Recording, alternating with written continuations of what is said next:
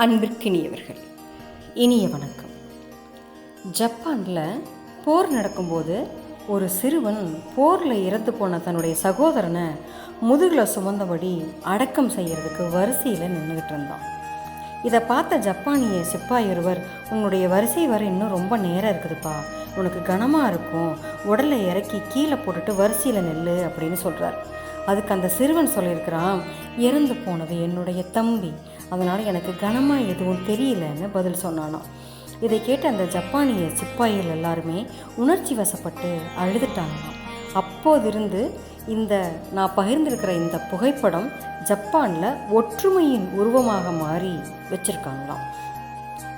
ஒருத்தன் கீழே விழுந்தா அவனை தூக்கு, ஒருவன் சோர்வடைஞ்சு போனால் அவனுக்கு நீ உதவு, ஒருவன் பலகீனமாயிட்டா அவனுக்கு தோள் கொடு.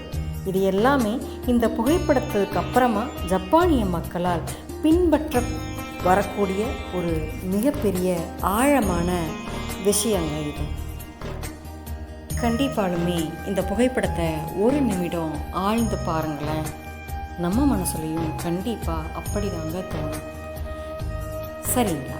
நாளை சந்திப்போம். தொலைமையிலே மகிழ்வுடன் விஸ்டம் மெட்ரிக் மேல்நிலைப்பள்ளி செய்யாற்றை வென்றார்.